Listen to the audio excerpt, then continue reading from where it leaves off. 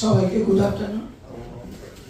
প্রথম কথা হচ্ছে এক একটা সময় তার নিজের মতো করে চলে, সময়কে কখনো কেউ বেঁধে রাখতে পারে।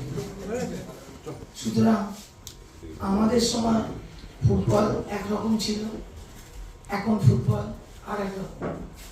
কিন্তু এখনকার ফুটবলে যে জিনিসটা আমার সবচেয়ে বেশি পজিটিভ মনে হয়, ভালো লাগে, সেটা হচ্ছে প্লেয়ারদের, যে সমস্ত প্লেয়ার অ্যাক্টিভলি খেলাধুলোর সাথে কাজ করছে, তাদের আন্তরিকতা, তাদের শেখার ইচ্ছে এবং তাদের খেলার প্রতি যে আগ্রহ।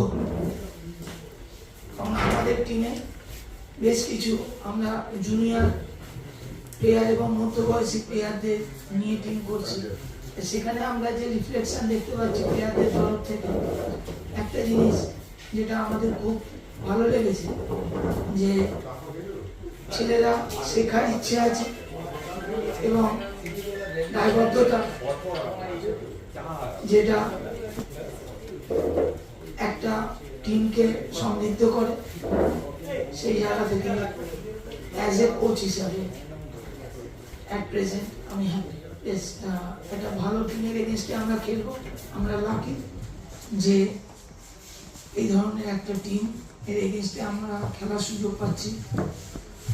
আর তার সাথে সাথে খেলা তো মাঠে হবে। So we are prepare for our good game. প্রথম কথা হচ্ছে আমরা যাদের সাথে খেলছি, একটা জিনিস খুব ভালো লেগেছে আমার পুরো টুর্নামেন্টে, তাদের ধারাবাহিক এবং well discipline both side defence, এটা ভেরি গুড, এটা আমার খুবই ভালো লেগেছে। এবং they are very organise during game এবং throughout the 90 minutes. So good team. আর আমি কোনোদিনই ইন্ডিভিজুয়াল নিয়ে বিশ্বাস করি না, আমি টিমকে সবসময় প্রাধান্য দিই। সো আমার মনে হয় গুড টিম, আমরা একটা ভালো টিমের এগেন্স্টে খেলবো, এটাই হচ্ছে। একটা সিনিয়র টেকনিক্যাল লোক ওই টিমে আছে, অপোনেন্ট টিমে আছে এবং টিমটা খুব ভালো খেলছে। টিমটা one of the best team BSL. আমাদের টিমে আমাদের কোচ সাইদুর রহমান আছেন, উনিও চেষ্টা করছেন কীভাবে ভালো গেম মাঠে দেখানো যায় বা কেউ খেলতে পারে ভালোভাবে টিমটা।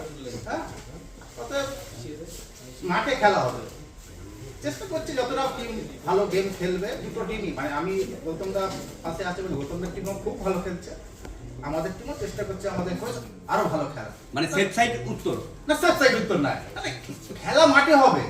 দুটো টিমই খেলছে ভালো, এবার খেলা মাঠে হবে। অ্যাকচুয়ালি দাদা আমি মালদা মুর্শিদাবাদের হয়ে খেলছি, যে রয়্যাল সিটি এফসি, এবং প্রথম কোনো প্রফেশনাল ক্লাব বেঙ্গল সুপার লিগের মতো টুর্নামেন্ট খেলছে মালদা মুর্শিদাবাদে। তো আমরা ওখানে গিয়ে, যেরকম আমাদের টিমে কিছু জুনিয়র ছেলেরা রয়েছে যারা মানে ওখানকার লোকাল ছেলেরা, তাদের হয়তো বাড়ির লোক জানতো না, যে এখনো আমাকে জিজ্ঞাসা করে যে আমাদের ছেলেদের এখানে অনেক ভালো ভালো কোচিং ক্যাম্প আছে এবং আমরা আমাদের ছেলেরা ভালো খেলে এবং তারা খুব আগ্রহী। তো আমাকেও নিজেই বলেছে, দাদা যদি কখনো আমাদেরকে করে দেওয়ার সুযোগ হয় কোনো ক্লাবে জুনিয়র টিমে, যেরকম আমরা এই এখন আন্ডার 19 বা 20 একটা কোনো জুনিয়র লিগ শুরু হচ্ছে, তো যদি কোনোদিন সুযোগ করে দেওয়া যায় তাহলে একটু কথা বলুন। কারণ আমাদের কাছে সেই অপশনটা নেই, বিকজ বাবা মারা অনেকে খেলাতে চাইতো না যে এরপরে আমাদের ছেলেরা কোথায় যাবে এখানে খেলে, কেন সেই পরিকাঠামোটাই নেই মালদা মুর্শিদাবাদের। তো আমাদের যিনি ওনারা আছে তাদের তো চিন্তা ভাবনা ভালো, যে এতগুলো জুনিয়র ছেলে নেওয়া আমাদের টিমের কোনো দরকার ছিল না, বিকজ তাদের যখন আমাদের সুযোগ দেওয়া হয়েছে, তাদের বাড়ির লোক বলো, তাদের পাড়ার লোক বলো, সবাই মিলে মানে গ্রাম ভরে লোক ভর্তি লোকেরা খেলা দেখতে এসে মালদাতে।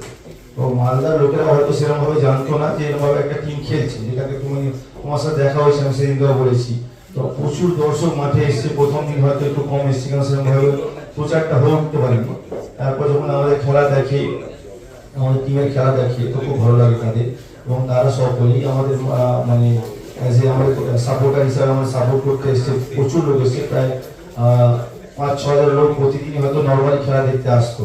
তো আশা করি যদি এটা কন্টিনিউ হয়ে থাকে তাহলে মালদা মুর্শিদাবাদে যে ওই কাঠামোটা যে ছেলেগুলো হয়তো ভাবছিল যারা তাদের মানে বাচ্চা বা তাদের বাবা মা যারা হয়তো ভাবতে পারছিল না যে আমাদের ছেলেদেরও ফুটবল খেলে যে এখানে মালদা থেকে একটা ছেলে কলকাতার মাঠ পর্যন্ত একটা লং রান করবে, বাংলার হয়ে খেলবে, এই আশাটা বা সেই ভরসাটা হয়তো রাখবে এই মালদা মুর্শিদাবাদ টিমের উপর। ফার্স্টলি বিএসএল কে থ্যাংক ইউ এত সুন্দর একটা লিগ করার জন্য। তো আমরা প্রথম থেকেই যদি দেখি যে আমাদের বাংলার ফুটবলটা পুরোটাই আগে কলকাতা লিগ কেন্দ্রিক ছিল, কলকাতা লিগ হতো, সেখান থেকেই সবাই প্লেয়ারদের চিনতে পারতো। তো বিএসএল হওয়ার পর কি হয়েছে, বাংলার ফুটবলটা কলকাতা ছাড়াও জেলার দলগুলোতে গিয়ে ছড়িয়েছে, জেলার মাঠে মানুষ এখন খেলা দেখতে আসছে, মানুষের মধ্যে ইচ্ছা বাড়ছে যে না আমাদের ছেলেরাও তাহলে ফুটবল খেলতে পারবে, তারাও ভালো প্লেয়ার হলে তাদের জীবন গড়তে পারে প্লেয়ার হয়ে। তো এটা একটা ভালো দিক আমি মনে করি বেঙ্গল সুপার লিগ। ট্রাই করা হচ্ছে, কথা বলা হচ্ছে, শুনেছি যতটা কিছু একটা রিলেশন হবে, যেহেতু সাসপেনশন চলছিল দুটো ম্যাচের লাস্ট, বিকজ আমাদের লাস্ট ম্যাচটা মানে বিকজ লাস্ট ম্যাচে আমাদের একটু ঝামেলার জন্য এই কারণ মানে প্রবলেমটা হয়েছে, দেখা যাক এখন কি হয়। না আমরা তৈরি, অ্যাকচুয়ালি যাদের সাথে খেলবো সেই টিমটা খুবই ভালো। তো আমাদের মেয়েটা সবাই সেটাই বুঝিয়েছে যে মানে সবাইকে রেসপেক্ট করো, অপোনেন্টকে, কোন কে ছোট টিম কে বড় টিম এইভাবে দেবো না, রেসপেক্ট সবাইকে করো। আর মেয়েটা যেভাবে আমাদের প্লেয়ারদের প্র্যাকটিস করাচ্ছে, আমাদের কোচিং স্টাফরাও সেইভাবে আমরা শুনছি, আমাদের যতটা হেল্পের দরকার আমরা করছি মেয়েদেরকে হেল্প। তো আমাদের খারাপ জায়গায় নেই, ভালো জায়গায় আছে, কিন্তু দেখতে হবে ব্যারটো হাওড়ার টিমটা যথেষ্ট ভালো, দেখা যাক, লড়াইতে হবে মাঠে।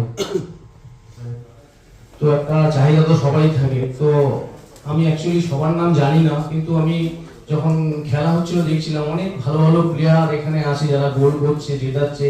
আর আমার দিব্যেন্দুর কথা সবসময় বলা হয়, কিন্তু তারপরে কিন্তু সাহিল হরিজান অনেক ভালো প্লেয়ার এসছে, রবি হাজরাও এসছে, তারা কিন্তু অনেক গোল করেছে, কিন্তু এই মুহূর্তে হয়তো বিএসএল এ নেই তারা, কিন্তু তাছাড়া অনেক প্লেয়ার আছে। আগেই বললাম যে নামগুলো ঠিক সঠিক মনে নেই, কিন্তু আমাদের বাঙালি ছেলেরা যে গোল করতে পারে বিএসএল এ কিন্তু তার প্রমাণ আছে।